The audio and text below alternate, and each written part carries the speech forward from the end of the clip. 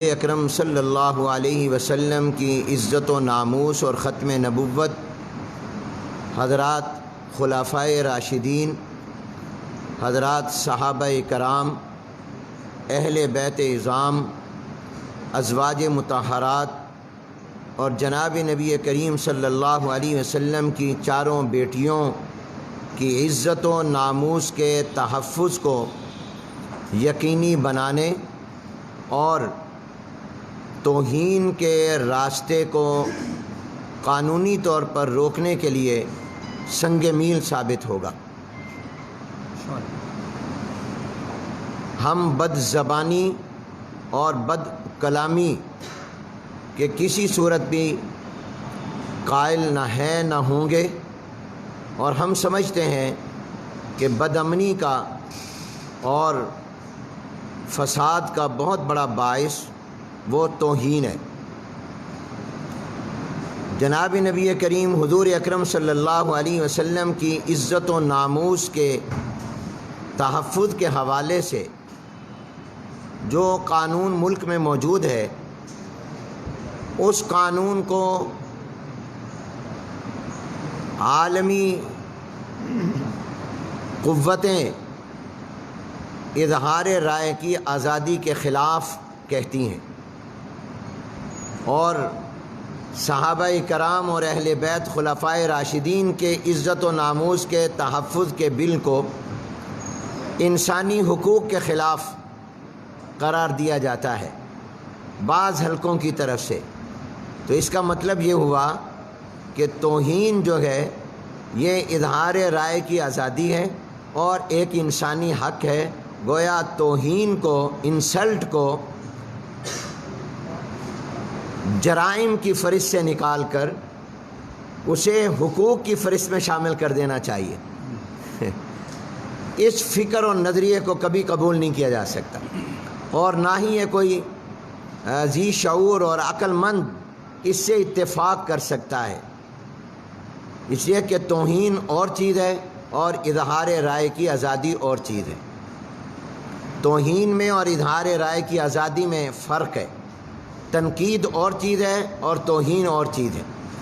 اسی طرح پر انسانی حق وہ اور چیز ہے، کسی کی توہین کرنا یہ الگ چیز ہے۔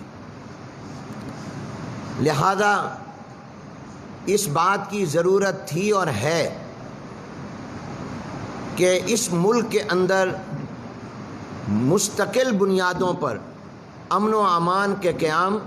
اور فرقہ وارانہ ہم آہنگی کے لیے توہین کو قانوناً اور عملاً روکا جائے۔ ہم نے بڑی جد و جہد کے ساتھ پیغام پاکستان ترتیب دیا، اور اس پیغام پاکستان کے لیے بڑی محنت کی، اور پیغام پاکستان میں ہر قسم کی دہشت گردی کو اور ہر قسم کے تکفیر اور تبرہ کو ہم نے شریعت کے خلاف قرار دیا، جو پاکستان کے تمام مکاتب فکر کے جید اور ممتاز علماء کرام اور مفتیان کرام نے جس کو جاری کیا اور مرتب کیا۔ اور اس وقت سے یہ مطالبہ اور تقاضا تھا اور ہے کہ اس کی روشنی میں قومی اسمبلی میں بھی اور چاروں صوبائی اسمبلیوں میں قانون سازی ہونی چاہیے۔ میں سمجھتا ہوں کہ پنجاب اسمبلی کے اس اقدام کو اس تناظر میں دیکھنا چاہیے، اور اگر کسی کے نقطہ نظر میں اس قانون کے اندر یا بل میں کوئی سکم تھا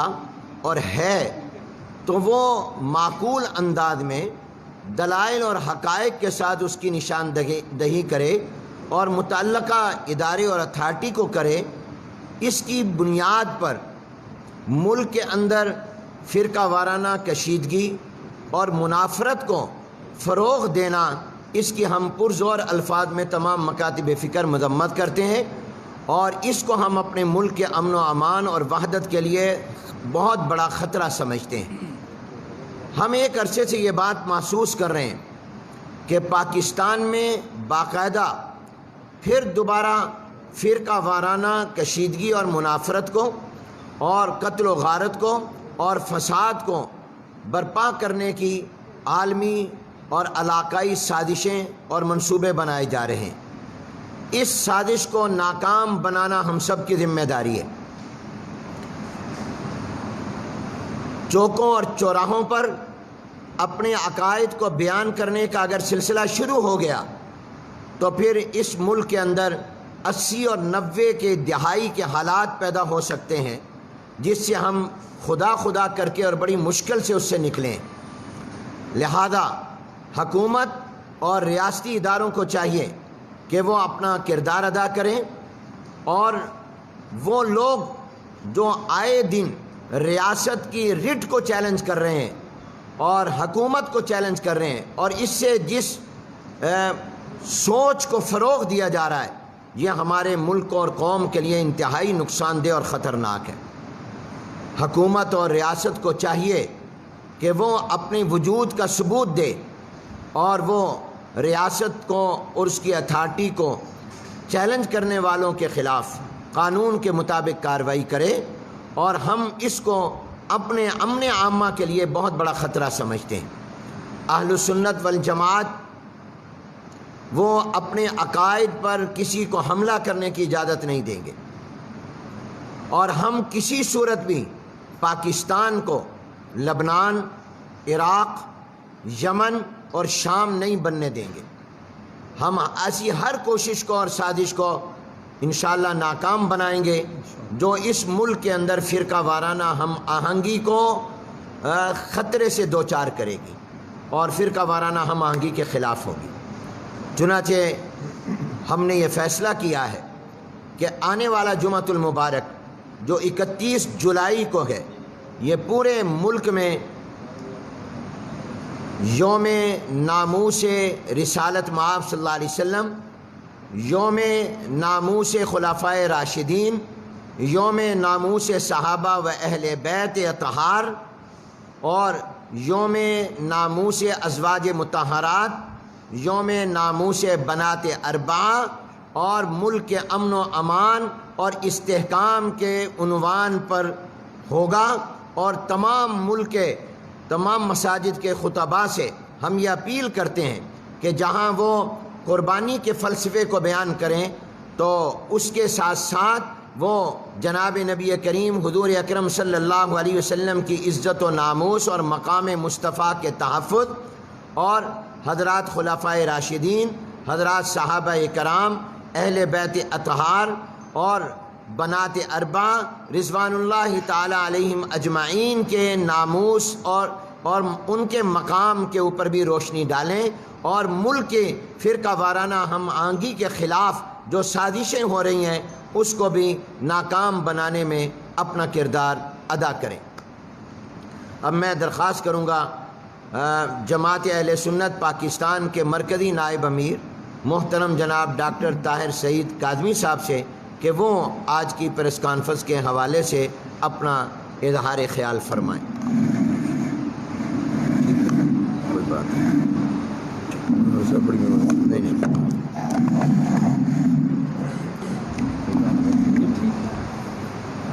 نحمدہ و نصلی علی رسولہ الکریم، اما بعد، فاعوذ باللہ من الشیطان الرجیم، بسم اللہ الرحمن الرحیم۔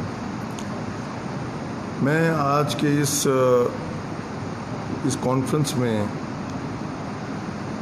قاری صاحب قبلہ نے جو کچھ فرمایا اس کی مکمل تحسین، تائید اور حمایت کرتے ہوئے محض اتنا کہنے پر اکتفا کروں گا کہ ملک عزیز پاکستان کو اس وقت امن کی ضرورت ہے، اور اس موقع پر کہ جب محرم بھی بالکل نزدیک اور قریب ہے، ایک فرقے کی جانب سے اس طرح کی پریس کانفرنسز اور اس طرح کے نامناسب بیانات اور اشتعال انگیز تقاریر یہ ہمیں کسی جہنم میں دھکیل سکتی ہیں۔ میں سمجھتا ہوں کہ اس موقع پر کہ یہ ہمیشہ سے محرم الحرام ایک نہایت حساس مہینے کے طور پر لیا جاتا ہے، اور تمام امن کمیٹیوں کے اجلاس ہوتے ہیں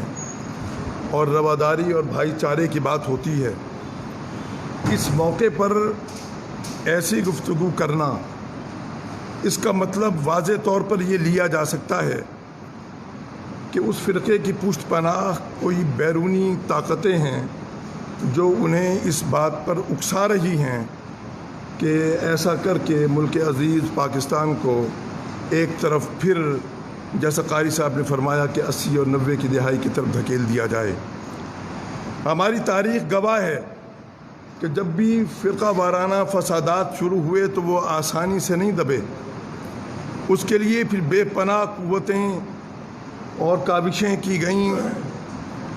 اور میں اس حوالے سے یہ عرض کروں گا کہ ناموس رسالت مآب کا معاملہ ہو یا ناموس صحابہ کبار کی بات ہو یا حب اہل بیت کی، اگر کسی شخص نے کبھی اس حوالے سے کوئی ہلکا لفظ استعمال کیا تو ہم نے تو اس کو بھی آڑے ہاتھوں لیا ہے۔ وجہ یہ کہ ایسی عظیم الشان شخصیات کے جن پر جو ہمارے ایمان کا حصہ ہوں، جن پر ایمان ہمارے ایمان کا حصہ ہے، ان پر ایسی غلیظ گفتگو اور ایسے بھیانک الزامات کیوں کر برداشت کیے جا سکتے ہیں۔ لہٰذا میں حکومتی اداروں سے اور ریاست سے یہ عرض کروں گا، اپیل کروں گا کہ فوری طور پر ایسے لوگوں کو لگام ڈالی جائے، اور میں یہ سمجھتا ہوں کہ اس پورے فرقے میں ایسے چند افراد ہیں، اگر ان کو گرفت میں لے لیا جائے تو یقیناً کسی بڑے حادثے سے بچا جا سکتا ہے۔ وما علینا الا البلاغ۔ اما جمعیت اہل حدیث کے رہنما علامہ خالد محمود ندیم صاحب، لو جی علامہ صاحب۔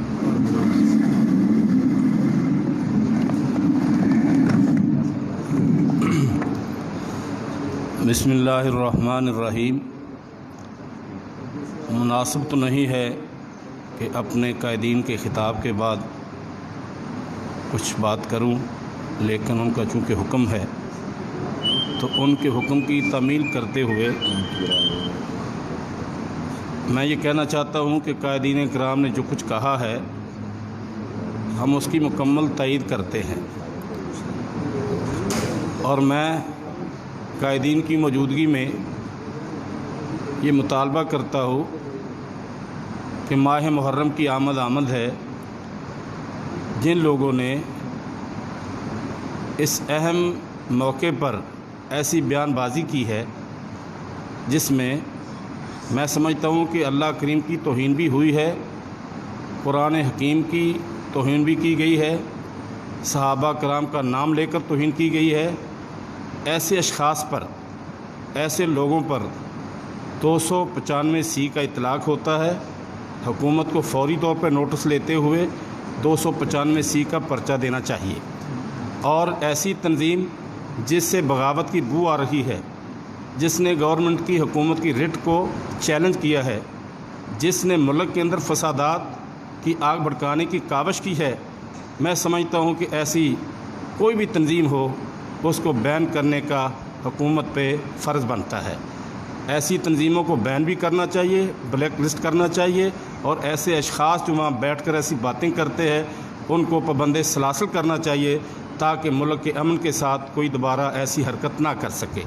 چونکہ جیسے علامہ طاہر سعید صاحب، میرے قائد محترم قاری حلیم جلندری صاحب فرما رہے تھے کہ ہم نے تو تنکا اکٹھا کر کے اس ملک کے لیے، اس کے امن کے لیے کام کیا ہے، بڑی مشکل سے ہم وہ سابقہ دہائیوں سے نکل کے پہنچے ہیں، تو کچھ شر پسند عناصر کی ان حرکتوں کی وجہ سے خدا نہ خواستہ ہم پھر پیچھے چلے گئے تو میرے دوستوں، ملک وطن عزیز سے بات کا متحمل نہیں ہے۔ ہم اپنے قائدین کی بات پہ لبیک کہتے ہوئے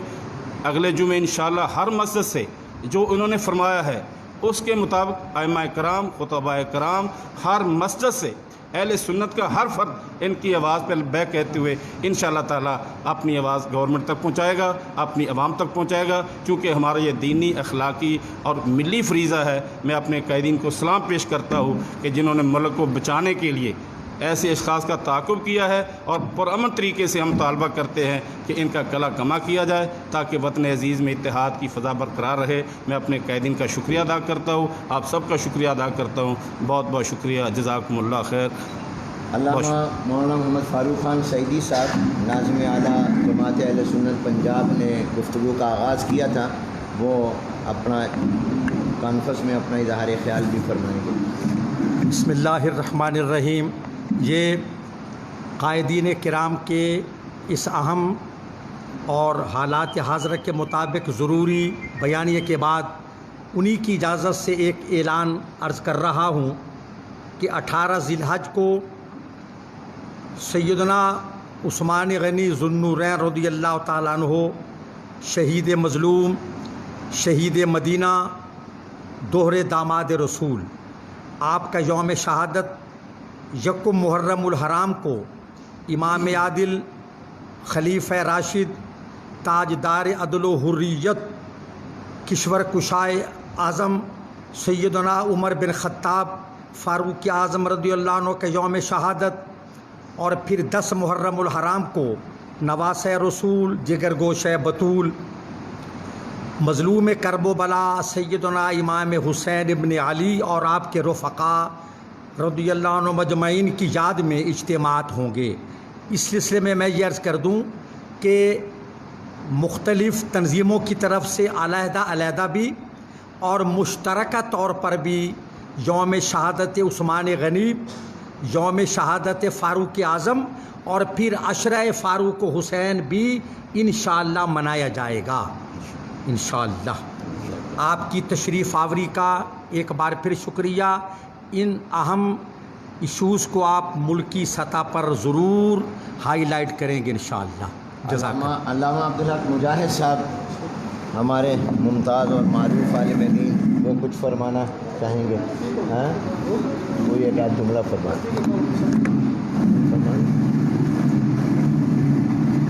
لو بھائی۔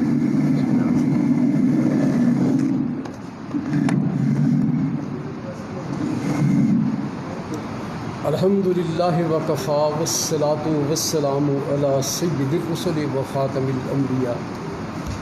ابھی قائدین اہل سنت نے اپنا نقطہ نظر بأحسن طریق آپ کے سامنے بیان فرمایا ہے، ہم جس کی حرف بحرف تائید کرتے ہیں۔ آپ حضرات بھی جانتے ہیں اور یہ بات اظہر من الشمس ہے کہ اصحاب رسول اساس دین ہے۔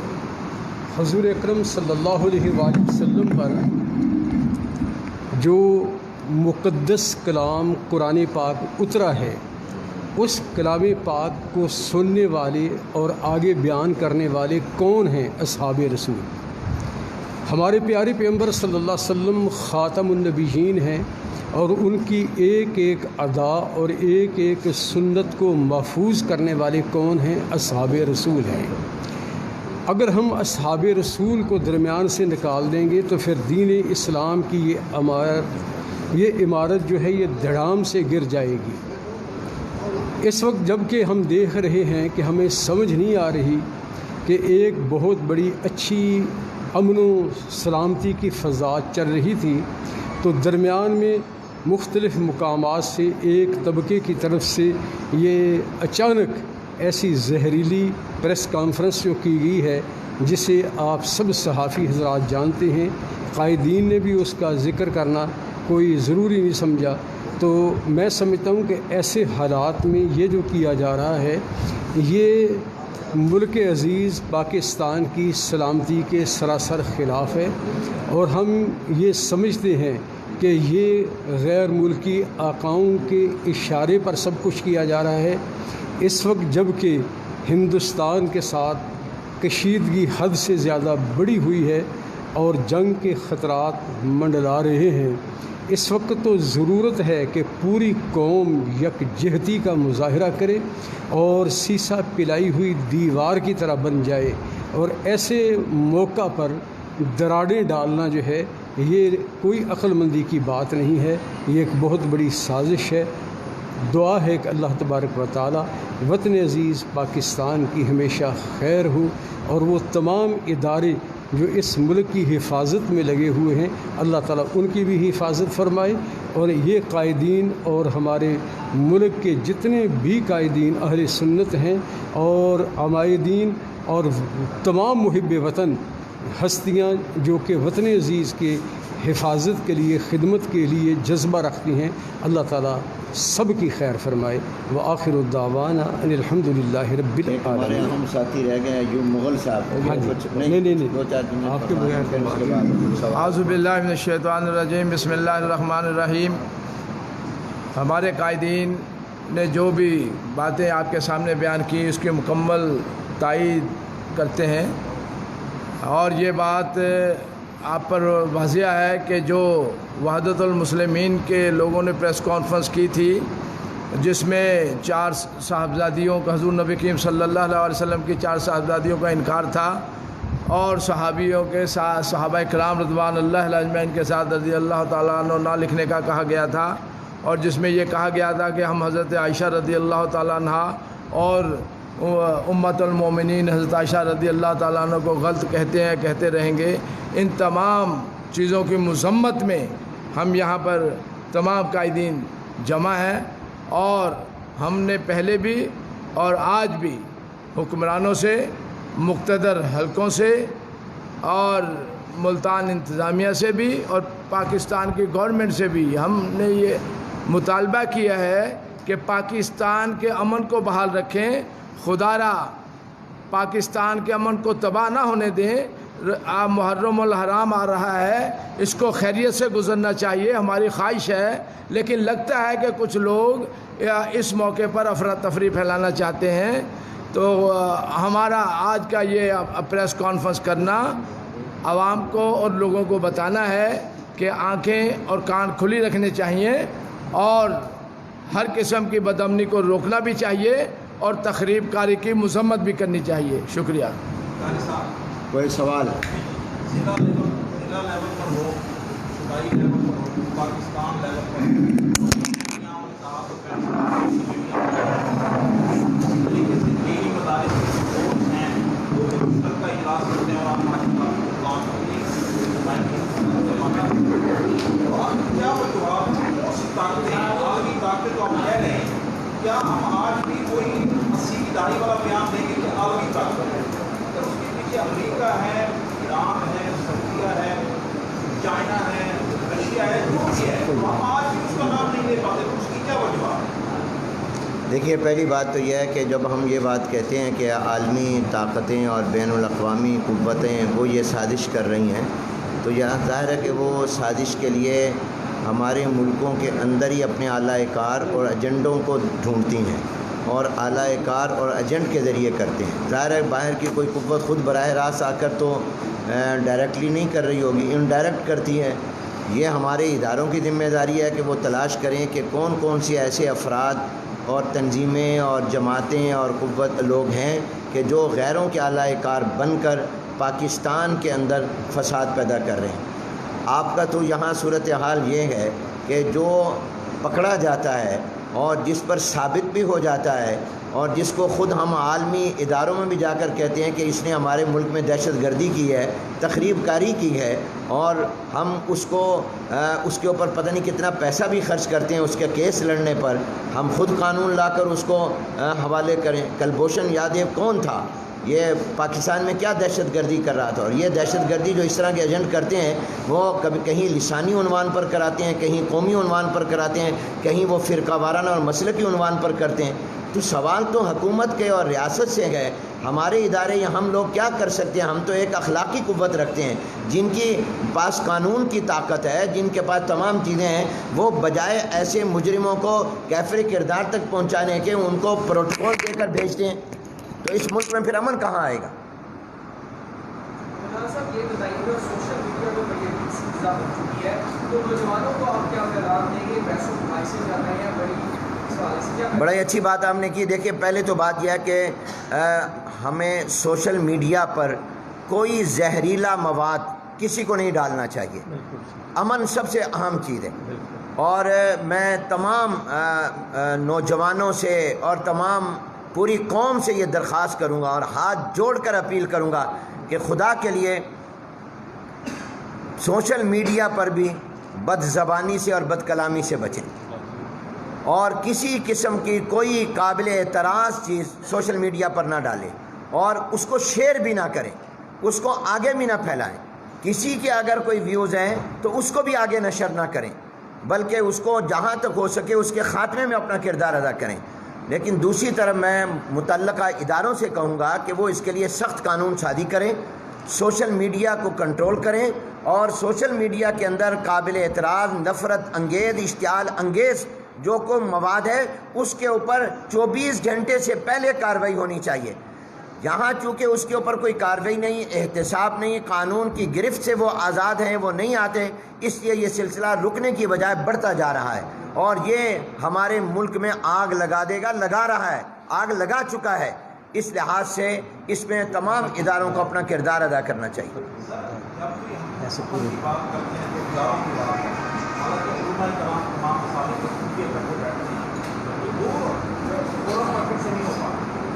دیکھیے، میں نے آپ کو ابھی حوالہ دیا پیغام پاکستان کا، اس سے پہلے ملی یکجہتی کونسل کا،